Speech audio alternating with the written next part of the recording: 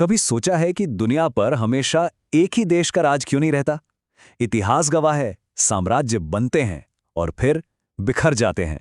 Power का centre हमेशा एक जगह से दूसरी जगह शिफ्ट होता रहता है। तो आज हम अतीत की नहीं, बल्कि आने वाले कल की बात करेंगे।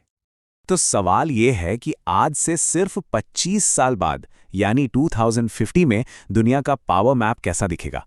असली ताकत, असल कंट्रोल किसके हाथों में होगा?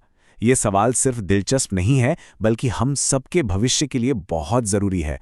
चलिए इसी का जवाब ढूंढते हैं। सबसे पहले तो ये समझना होगा कि ताकत के मायने ही बदल रहे हैं। सदियों तक पावर का मतलब था जमीन, एक बड़ी सेना और नेचुरल रिसोर्सेज। लेकिन भविष्य में असली ताकत आएगी टेक्नोलॉजी, डेटा और ग्लोबल नेटवर्क से। ये एक बहुत बड़ा फंडामेंटल शिफ्ट है। और इस बदलाव का सीधा सा मतलब ये है कि आने वाला वक्त किसी एक सुपर पावर का नहीं होगा। वो दौर अब खत्म हो चुका है जब कोई एक देश पूरी दुनिया के लिए नियम तय करता था। तो फिर भविष्य होगा कैसा? ये एक मल्टीपोलर यानी बहुध्रुवीय दुनिया होगी। इसका मतलब है कि पावर किसी एक देश में नहीं, बल्कि दुनिया भर में फैले कई सेंटर्स में बटी होगी। जैसे सिलिकॉन वैली जैसे टेक हब्स, मिडल ईस्ट जैसे एनर्जी रीजन्स और नए नए इकोनॉमिक कॉरिडोर। इस नई दुनिया में किसी देश की भौगोलिक सीमाएं उतनी मायने नहीं रखेंगी जितना उसका नेटवर्क। असली पावर इस बात से तय होगी कि कौन किससे और कैसे जुड़ा हुआ है। मतलब कनेक्टिविटी ही सब कुछ है। और इस पूरी कनेक्टेड दुनिया की नींव है टेक्नोलॉजी। कह सकते हैं कि 21वीं सदी में टेक्नोलॉजी ही नई करेंसी होगी, जो ये तय करेगी कि कौन कितना पावरफुल है। इसमें सबसे पहले आता है आर्टिफिशियल इंटेलिजेंस यानी एआई पर कंट्रोल। जो भी एआई के डेवलपमेंट को लीड करेगा, वो इकोनॉमी से लेकर डिफेंस तक हर फील्ड में आगे निकल जाएगा। ये है भविष्य की ताकत का पहला पिलर। दूसरा है सेमीकंडक्टर। हमारे फोन से लेकर फाइटर जेट तक हर मॉडर्न टेक्नोलॉजी इन छोटी छोटी चिप्स पर ही तो चलती हैं। तो जाहिर है इनकी सप्लाई चेन पर जिसका कंट्रोल होगा, वो दुनिया की टेक्नोलॉजी की नब्ज अपने हाथ में रखेगा। और फिर आता है तीसरा पिलर, क्वांटम कंप्यूटिंग। ये टेक्नोलॉजी इतनी पावरफुल है कि आज के सुपर कंप्यूटर्स भी इसके सामने बच्चे लड़ेंगे। ये नई दवाइयां बनाने से लेकर सबसे मुश्किल कोड्स को तोड़ने तक कुछ भी मुमकिन कर सकती है। और चौथा पिलर है स्पेस।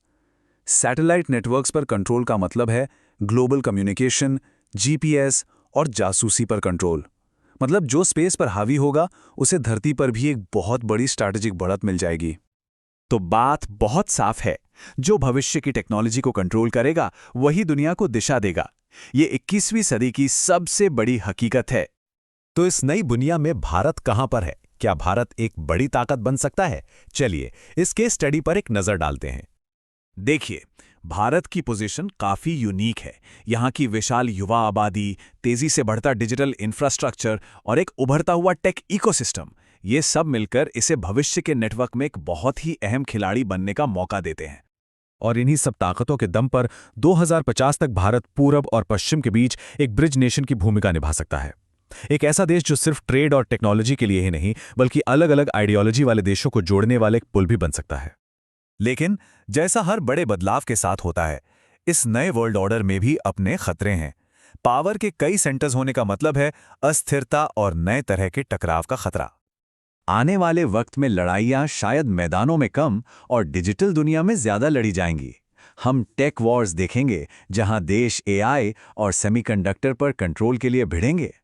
जरूरी रिसोर्सेज के लिए कंपटीशन बढ़ेगा और साइबर अटैक के जरिए एक दूसरे को कमजोर करने की कोशिशें आम हो जाएंगी।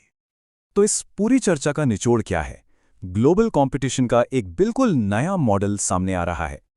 2050 की दुनिया एक सुपर पावर बनाम दूसरी सुपर पावर की दुनिया नहीं होगी। ये पुरानी सोच अब काम नहीं करेगी, बल्कि ये सिस्टम बनाम सिस्टम की दुनिया होगी। इसे ऐसे समझिए जैसे दो बड़ी टीमें मुकाबला कर रही हों। एक टीम के पास अपनी टेक्नोलॉजी, अपनी इकोनॉमी और अपने सहयोगी देश हैं, और दूसरी टीम के पास भी अपना एक पूरा इकोसिस्टम है। असली मुकाबला देशों के बीच नहीं, बल्कि इन पूरे सिस्टम्स के बीच होगा। तो आखिर में बस एक ही बात साफ है, भविष्य कनेक्टेड पावर का है। जीत उसकी नहीं होगी जो सबसे बड़ा है, बल्कि उसकी होगी जो सबसे बेहतर तरीके से जुड़ा हुआ है।